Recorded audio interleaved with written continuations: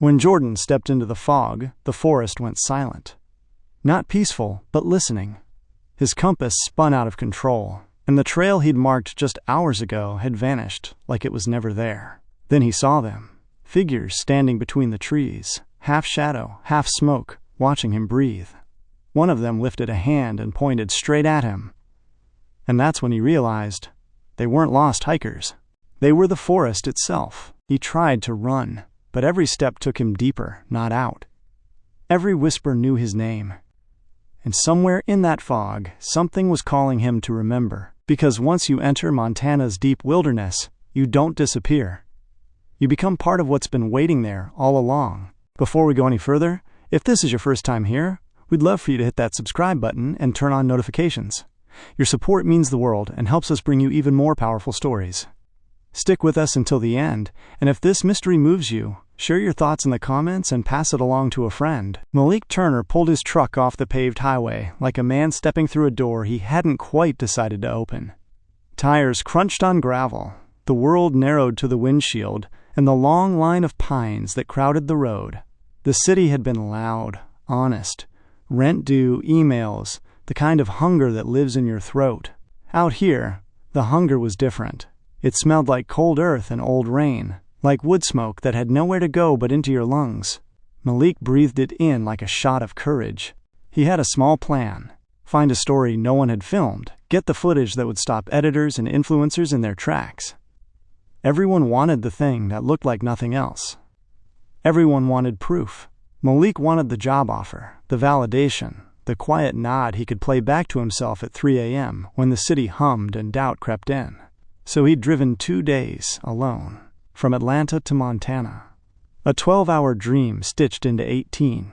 Camera gear packed like a second skin, boots laced tight enough to bruise. He told himself he was tough. He told himself he could handle it. At the last gas station before the forest, a wooden shack with a dented sign and a cooler full of regrets, 2 men sat on milk crates, elbows angled like they were keeping secrets from the sky. They looked up when Malik walked in. Hands paused mid-sip. The fluorescent light hummed. The air smelled faintly of coffee gone cold. "You new to these parts?" one asked, eyes flicking to Malik's camera bag. "Yeah," Malik said. "Just passing through. Heading into Bitterroot." The other man clicked his tongue. "You sure you want to be out there alone?" "That place, people don't get out the same." Malik smiled, the kind that keeps everything easy. "I'm cautious. I know what I'm doing." The first man shrugged, exchanged a look with his buddy like 2 people comparing scars. "Ain't about knowing, son. It's about being remembered." He laughed, but not entirely. "Wassip with that?" Malik asked, leaning against the counter. He wanted their stories.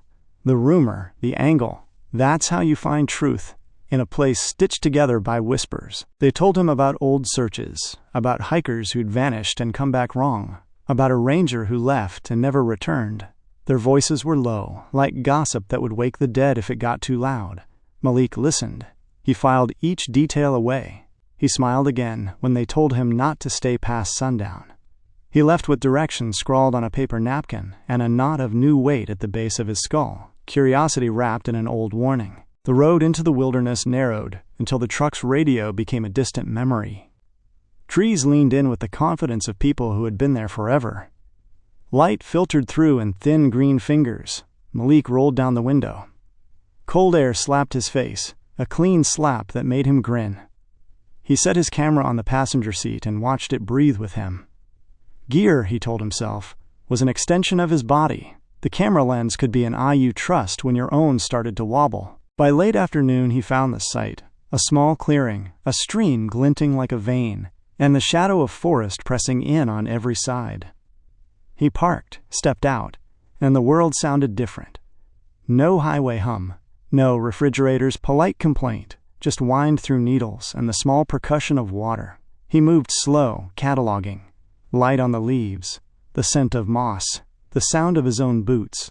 He set up camp with the clinical efficiency of someone rehearsed. A tent anchored, a fire pit arranged, the tripod extended like a faithful sentinel. It wasn't long before he found something that wasn't his. A tent, half-burned black lace against the green. The canvas had been singed, the zipper melted open like a mouth. Near it, soil was churned, as if something had fallen in a hurry. Malik crouched, fingers brushing ash that still smelled faintly of nylon and fear.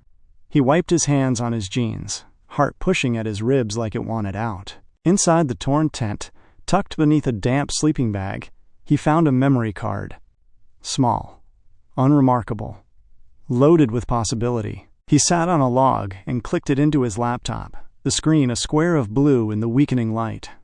The first footage was messy, anxious breathing, a flashlight that trembled as if the hand it belonged to was small and shaking. Trees rose and fell like a slow sea.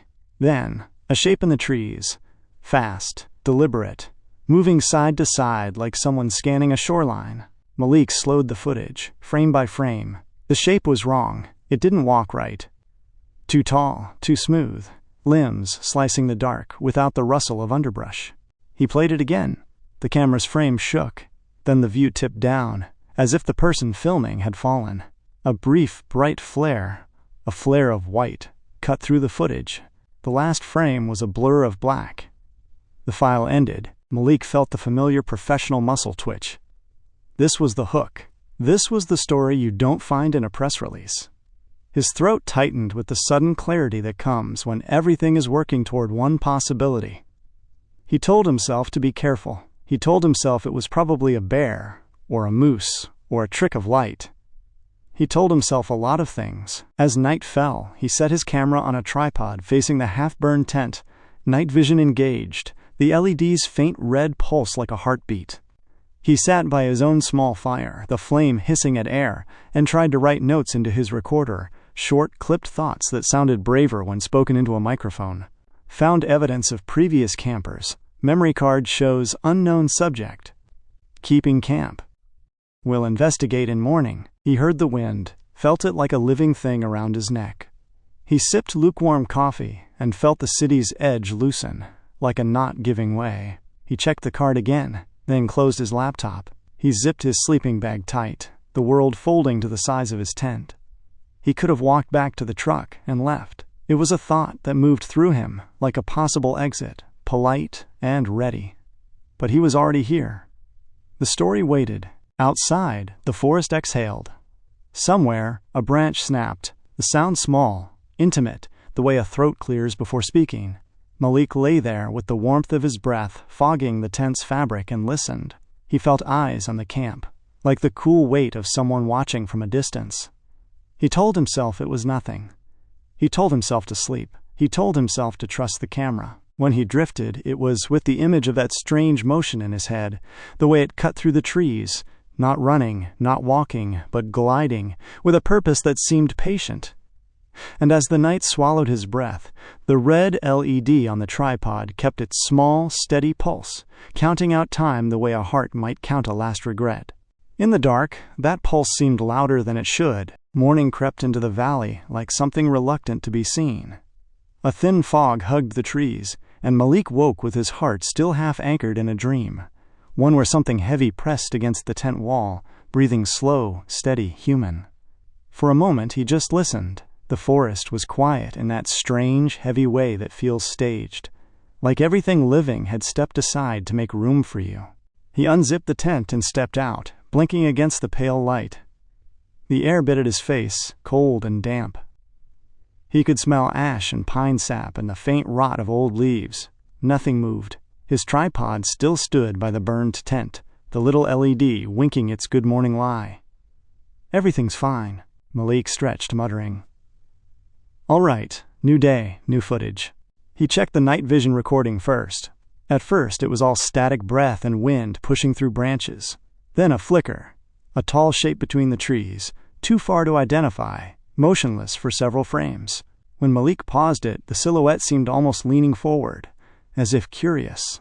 He zoomed, adjusted the exposure. The image pixelated, but the eyes, or where eyes should have been, caught a faint glint of reflected light. He exhaled sharply and closed the laptop. Okay, probably just me. Probably just me. By midday, he'd packed a day bag and followed the creek downstream, camera in hand. The forest around him looked almost prehistoric. Moss climbing every surface, the ground soft enough to swallow sound. He recorded everything, narrating softly into his mic. Possible signs of wildlife, no visible footprints, no scat. He trailed off when he noticed something odd. A cluster of stones arranged in a perfect circle beside the creek, each one darker than the others, like they'd been heated. He crouched, touched one. Warm. He looked around, uneasy. The forest gave no answer. As he straightened, a whisper of motion brushed his peripheral vision. A shadow sliding behind a birch. Malik spun, camera raised. Nothing. Just leaves swaying with the wind. He tried to laugh it off. Okay, Turner. Seeing ghosts now. But his voice cracked just a little, and even he heard it. Hours passed. He shot footage of old trees split by lightning, a crow perched high, watching him like an audience member who already knew the ending. By late afternoon, the sky dimmed with low clouds, and the wind picked up a tone, a hollow note like a bottle being played by the air. Malik started back, his boots crunching on brittle needles. When he reached camp, the fog had thickened, wrapping around everything like smoke that refused to rise. He felt it more than saw it. The sense that the forest had shifted while he was gone, rearranged itself. His tent looked smaller, the clearing narrower. He poured a cup of coffee from his thermos, hands trembling slightly. That's when he noticed something carved into a nearby tree, a set of scratches too deliberate to be animal. 4 long gouges crossing over a fifth, almost like a tally. He ran a finger across them. The grooves were fresh, the bark still damp where it had been cut. He swallowed hard and backed away. Twilight bled fast into night. He adjusted his camera, set it to motion detect, and sat near the fire, trying to eat an energy bar that suddenly tasted like cardboard. The forest was louder now. Crickets, a distant coyote, wind sliding through pines. He tried to convince himself this was comfort, that sound meant life. Silence was what killed you out here. A twig snapped. He froze, slowly turned his head toward the dark edge of trees. Nothing. Just that feeling again. Eyes, a presence hovering at the edge of what his light could reach. He lifted his flashlight, the beam slicing through mist. For a second it caught something. 2 faint reflections, like eye shine, then gone. His pulse jumped so fast it felt like static behind his ribs. Probably deer, he whispered, though the word didn't sound convinced. He waited, listening. His breath fogged, drifting away in uneven puffs. The forest answered with its same indifferent rhythm. After a minute, Malik exhaled and stepped back into his tent, pulling the zipper closed with hands that wouldn't quite stay steady. Inside, he set the camera beside him, its lens pointed toward the flap. He turned off his headlamp. Darkness settled, heavy and thick. He lay there, counting breaths, trying to match the beat of his heart to the rhythm of the forest. Hours passed before sleep took him. The sound that woke him wasn't loud, just a low, dragging scrape like fingers across canvas. Malik froze, eyes wide in the dark. He reached slowly for the flashlight, thumb hovering over the switch. Silence. He clicked it on. The tent walls glowed orange. Nothing. No movement, then a breath, unmistakable, just outside. Slow, deep, deliberate. He shot up, unzipped the tent in one motion, light swinging wildly through fog.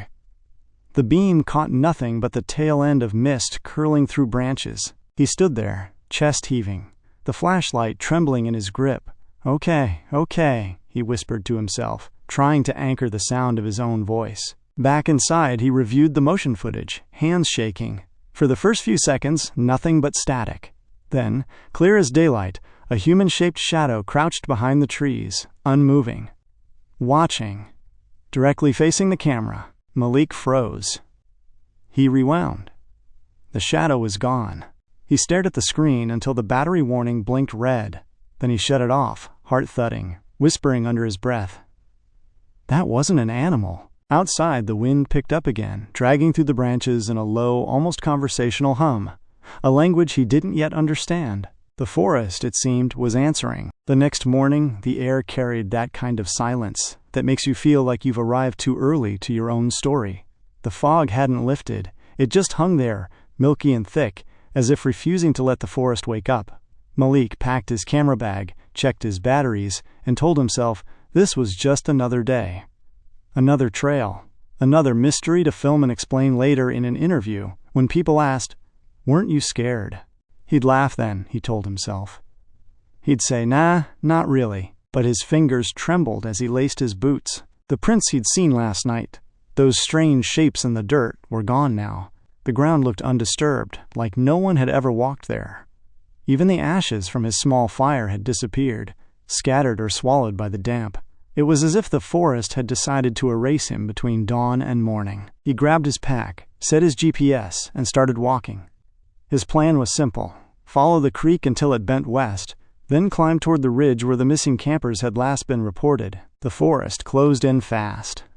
The deeper he went, the older everything felt. Trees twisted with age, trunks blackened by old fire, moss thick as carpet.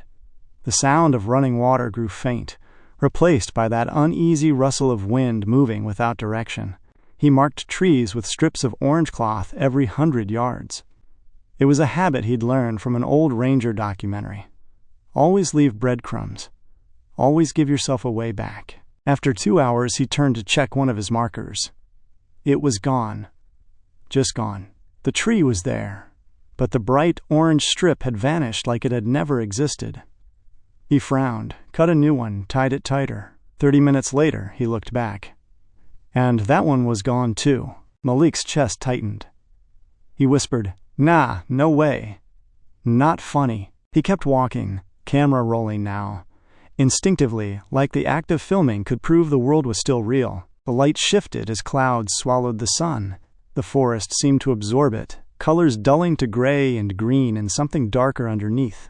He started noticing shapes carved into bark, not symbols exactly, but patterns, like overlapping circles that led upward.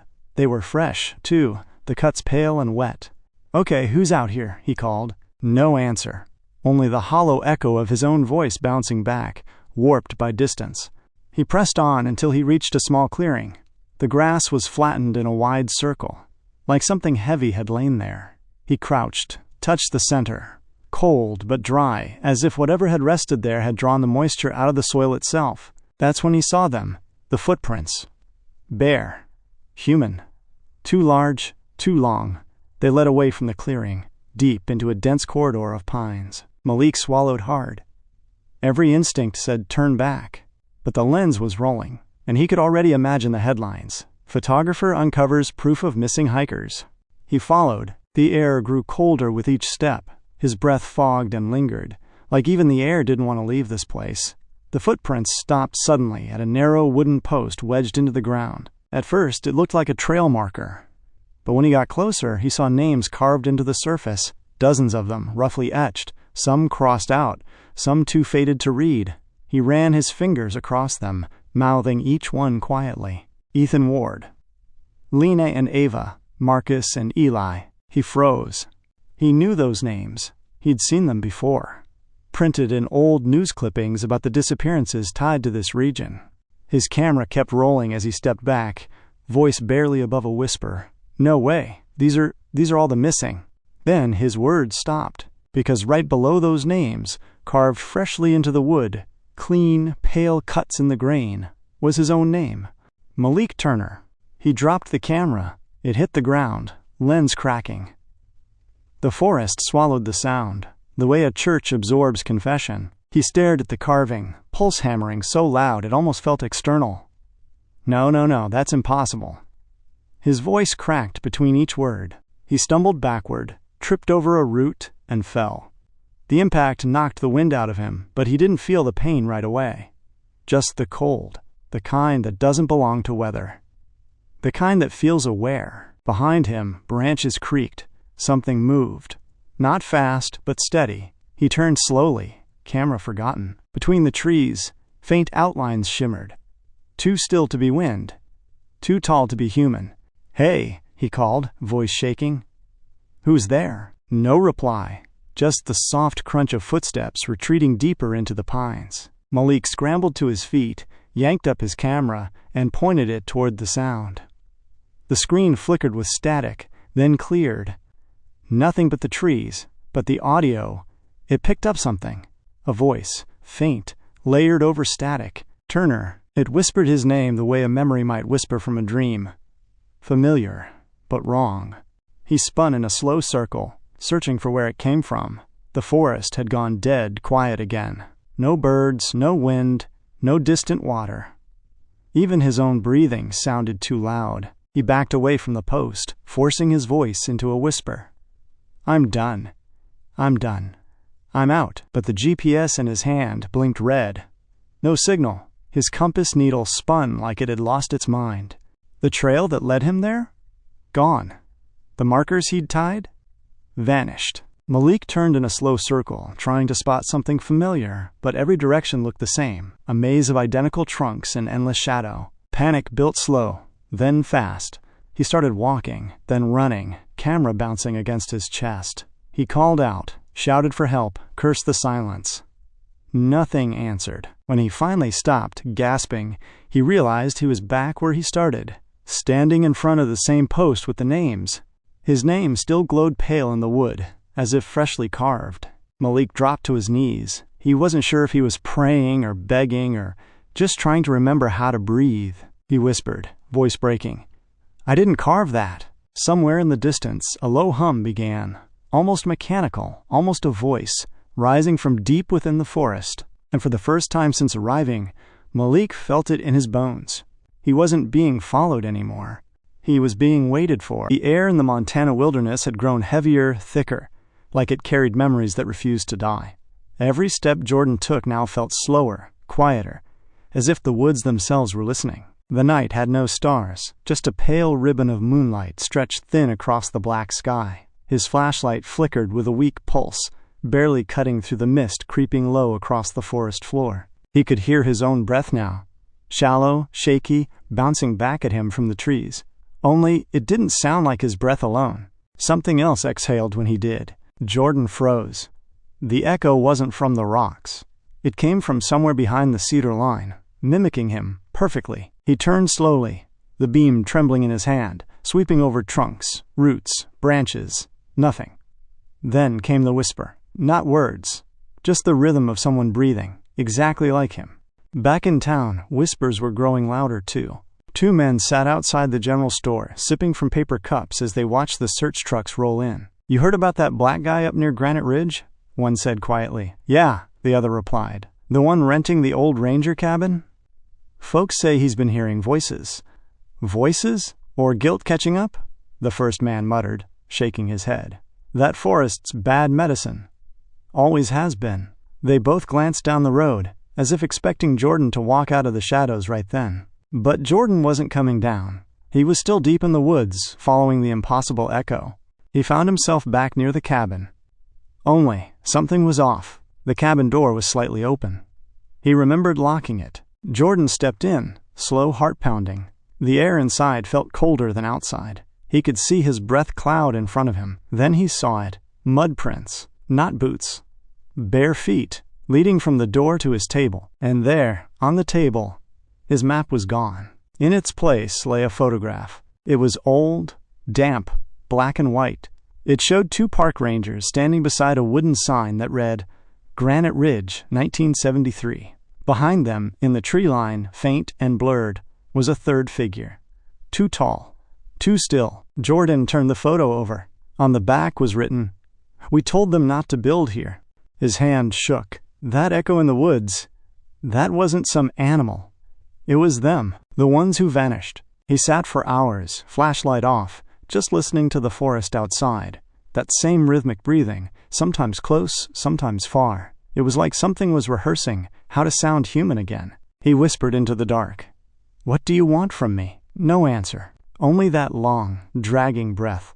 Then the cabin walls gave a faint groan, like something leaning against them from the outside. Jordan's voice cracked as he spoke again, softer this time. You're not real. A pause. Then the echo came back, but twisted. A whisper this time. You're not real. The next morning, the mist didn't lift. The sun rose somewhere far above, but its light couldn't break through. The air smelled of wet earth and burnt pine. Jordan walked to the ridge, the one where he'd first heard the echo. The view below was gone, buried in fog. And then, faintly, he saw it. Footprints. Not just one set, several. All barefoot, leading into the fog. He hesitated, whispering to himself, "This can't be happening." But then he saw something glinting between the prints. His compass, the one he'd dropped days ago. He bent to pick it up, and the metal felt warm. He turned around. The cabin was gone. He blinked, rubbed his eyes. Still gone. Only trees now, stretching endless in every direction. A low hum started to rise beneath the wind. It wasn't sound. It was vibration, deep in his chest, like standing too close to a train. His ears popped, and for a second, he thought he heard voices inside the hum. Whispers layered on top of each other. Men, women, crying, laughing. Then a single voice separated itself. Calm, deep, almost familiar. "Leave it be, Jordan." He spun around, scanning every shadow. Who said that? Silence. Then again. Same voice. Closer now. "You don't belong here." Jordan's hands trembled as he backed away, heart racing. "Show yourself." And for a split second, it did. A figure stood just at the edge of sight, tall, thin, draped in mist. No face, no color, but it moved like a man. Jordan blinked once. It was gone. He dropped to his knees, clutching the compass to his chest, whispering like a prayer, "I'm not losing it. I'm not losing it." But the forest whispered back, mimicking him again, "I'm not losing it." Only this time, there were 2 echoes, then 3, all around him. And that's when he realized they weren't echoes anymore. They were voices, dozens of them, and they all knew his name. By the time Jordan realized he'd been walking in circles, the forest had already changed. The trail he followed was gone. The air smelled different, like wet iron and old wood. Even the birds had stopped calling. He wasn't lost anymore. He was somewhere else. The fog pressed against his face like damp hands, cold and unrelenting. Every breath felt borrowed. Every sound, rehearsed. The forest wasn't empty now. It was waiting. He tightened his grip on the compass, even though it spun endlessly now, its needle trapped in a frantic dance. "All right," he whispered under his breath, voice trembling.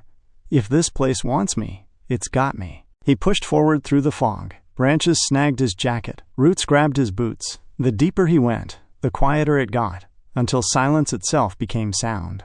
Then, a flicker of light. It shimmered faintly between the trees, orange, pulsing, like firelight hidden behind glass. Jordan approached slowly, heart pounding with that heavy rhythm of fear that lives deep in the chest. The light revealed an opening, an old ranger camp, half swallowed by moss and time. The tents were torn, flattened. A rusted kettle hung over a dead fire, and on a nearby tree trunk, carved deep into the bark, were the words, "We never left." He stared at those words for a long time. The wind picked up, swirling dust and ash around his feet. Then he saw the outlines, faint shadows moving between the trees. At first they looked like smoke, but then they took shape, figures. Dozens of them. They were translucent, like burned photographs half developed. He could see their faces flicker between human and hollow. And in the middle of them all stood the 2 rangers from the photograph he'd found. Their faces were calm, their eyes wide open but lifeless. One of them lifted a hand, slow, deliberate, and pointed straight at Jordan. The air vibrated, heavy with soundless pressure. He could feel their words before he heard them. They dug too deep and woke what shouldn't have been woken. Jordan stumbled back, shaking his head. "I didn't dig anything. I just wanted to find the truth." The ranger's face shifted, flickering between flesh and ash. "The forest keeps its truth," the voice murmured. "It remembers those who forget to listen." Suddenly, the ground beneath him trembled. The trees groaned, their roots lifted like veins through the soil. Jordan dropped to his knees, clutching his head as whispers filled his skull, overlapping, suffocating. Every missing person, every scream swallowed by the trees. They were all here. He saw flashes, people from old search posters, hikers, loggers, campers. All of them standing motionless among the trees, eyes open, staring straight ahead, just like the rangers. Then he realized, they weren't trapped here. They were part of it. Their bodies had become the soil, their memories, the roots, their voices, the wind that whispered through the pines. This wasn't a haunting. It was preservation. The forest didn't destroy. It absorbed. And now, it had found someone new. Jordan ran. Branches tore at his arms. Roots tried to trip him. The fog felt thicker, heavier, almost alive. He burst through the tree line, gasping. And there it was. His cabin. Only it looked different. older, weather-beaten. The windows were boarded up. The door hung crooked. It looked like it had been abandoned for decades. He stumbled inside, panting.